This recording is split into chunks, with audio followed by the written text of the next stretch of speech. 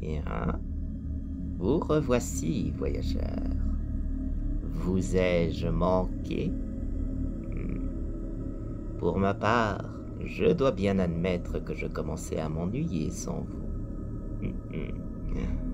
Et j'espère que les fêtes vous ont été agréables. Oh. Ainsi, nous pouvons reprendre le fil de nos histoires. En ce qui concerne celle de la soirée, nous allons revenir à quelque chose de plus simple. Comme la dernière fois, nous allons rester dans une contrée frontalière, mais que nous n'avons pas encore explorée. Vous rappelez-vous de l'âme de soi? Je vous avais fait une promesse et l'heure est venue de l'honorer. Nous allons donc reparler du don que possédait notre chère Lucie. Cependant, ce sera bien différent, car nous n'allons pas réellement suivre une personne, mais un objet. Nous nous retrouvons donc durant la Renaissance dans son pays d'origine, quelques années à la suite d'une guerre, et allons faire la connaissance de Fabio, grand mécène reconnu dans tout le pays. Il disposait d'une fortune très conséquente qu'il surveillait avec la plus grande vigilance. Lors de son 70e anniversaire, sa femme lui offrit une sublime chevalière en argent ornée d'un magnifique rubis finement taillé. Fabio fut aux anges face à un tel présent. Lorsqu'il posa son regard dessus, ses yeux se mirent à briller de mille feux. Il porta fièrement ce bijou lors des soirées mondaines où il pouvait être invité. La fierté qu'il éprouvait à le porter était décuplée par le fait qu'il s'agissait d'un cadeau de son épouse. En effet, il en était fou amoureux. Tous deux s'étaient connus lorsqu'ils étaient enfants et ne s'étaient jamais quittés dès lors. Je vous laisse donc imaginer l'état qui fut le sien lorsque cette dernière passa de vie à trépas quelques semaines plus tard. Sa peine n'avait d'égal que l'amour qu'il lui portait. Les mois qui suivirent, il ne put que se raccrocher à cette chevalière, dernier souvenir de sa défunte femme. C'en était même devenu une obsession. Parfois, il pouvait passer une journée entière à la regarder, à l'admirer.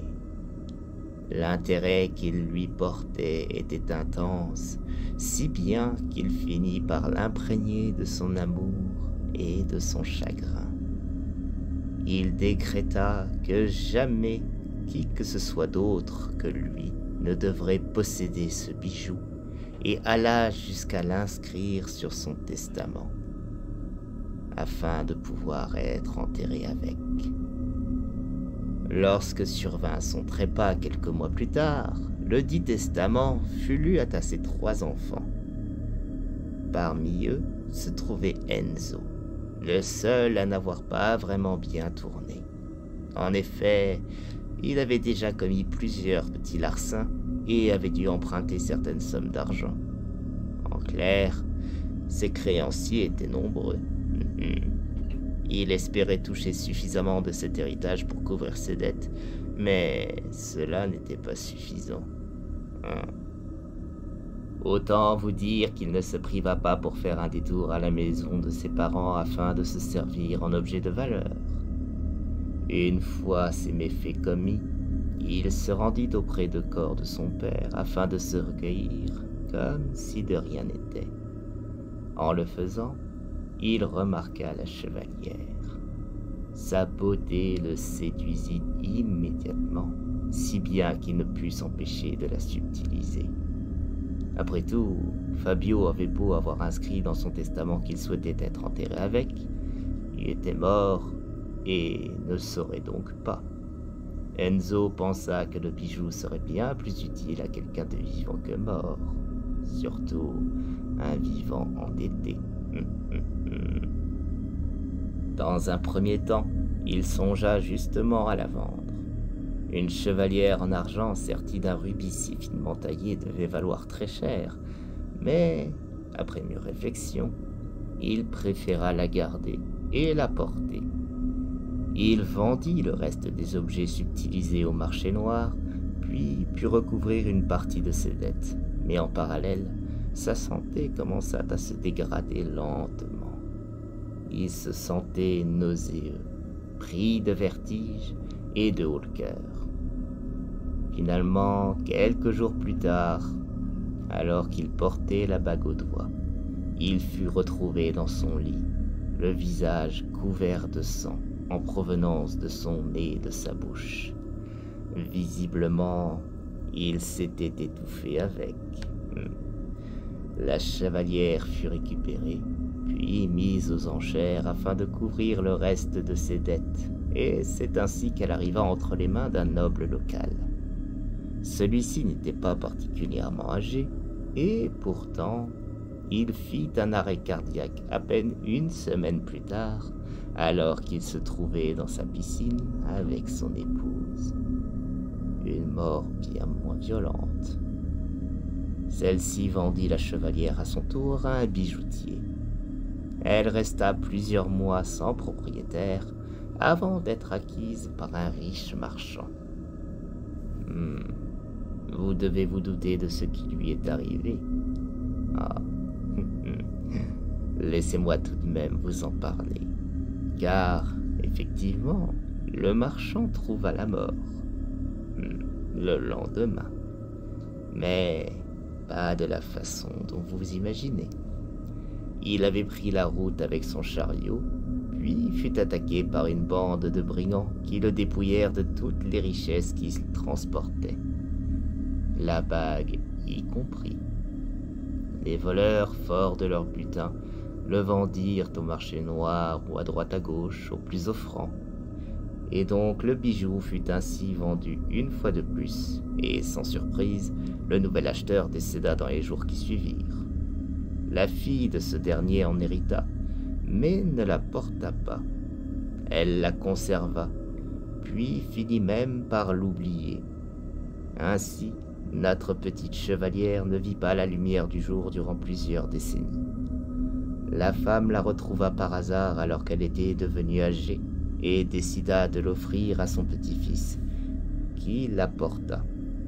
Quelques jours plus tard, celui-ci eut une attaque alors qu'il se trouvait dans un hôtel et fit tomber un chandelier, créant un incendie. Avec cet événement, la chevalière fut plus de 50 victimes en une seule fois.